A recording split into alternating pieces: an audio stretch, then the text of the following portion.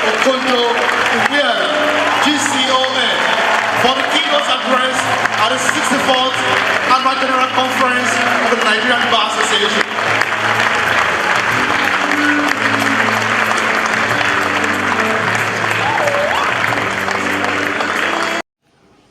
Okonjo-Iweala urges politicians to stop weaponizing insecurity, calls for action on oil theft. The 2024 Annual General Conference of the Nigerian Bar Association (NBA) recently took place at Eko Hotel and Suites in Lagos. The event themed "Pressing Forward: A National Posture to Rebuilding Nigeria" attracted prominent leaders from various sectors, both within Nigeria and abroad.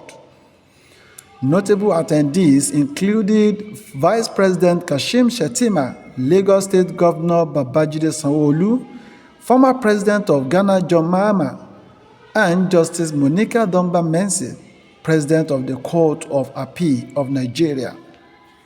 The conference was marked by a series of discussions focused on legal reforms, economic stability, and the protection of democratic institutions, all aimed at ensuring Nigeria's progress and prosperity. A key highlight of the conference was the keynote speech delivered by Dr. Ngozi Okonjo-Iweala, the Director-General of the World Trade Organization and former Minister of Finance.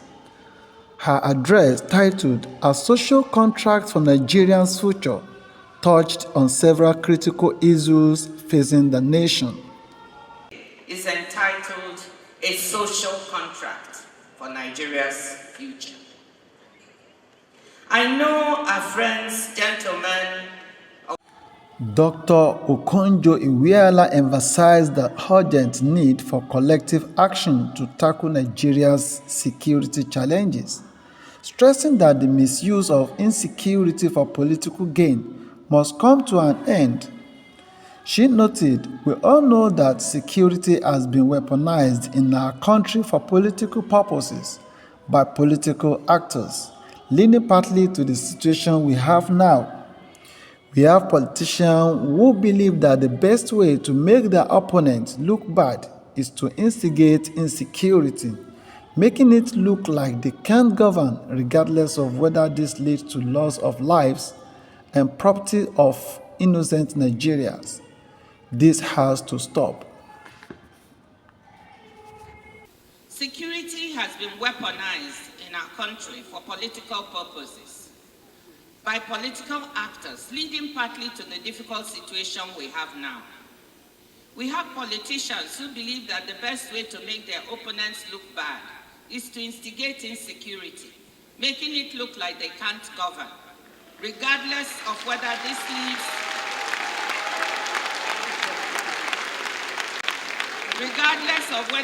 leads to loss of life and property of innocent Nigerians. This has to stop.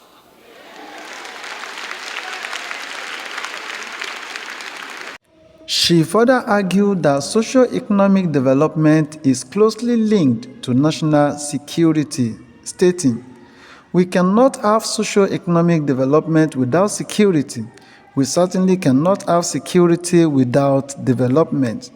Dr. Okonjo-Iweala called on all stakeholders to prioritize development initiatives as a means of achieving lasting peace and security in the country. That we must prioritize the security of lives, property, and national assets. We cannot have economic or social development without security, and we certainly cannot have security without development. We all know that. Crude oil theft. Dr. Okonjo-Iweala described it as a significant threat to Nigeria's economic and financial stability.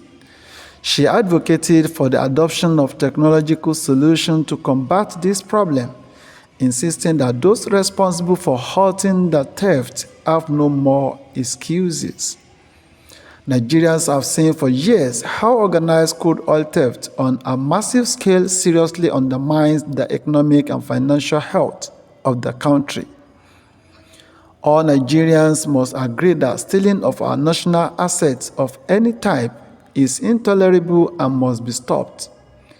There is so much technology available now to track such theft, and there must be no more excuses for inaction, she declared.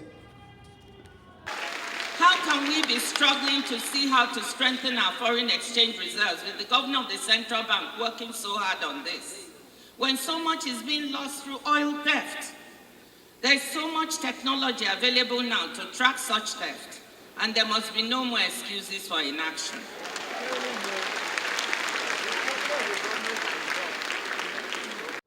The conference provided a platform for robust dialogue on the future of Nigeria with legal experts, policymakers, and other stakeholders sharing insights on how to rebuild the nation through legal reforms, economic initiatives, and the strengthening of democratic institutions.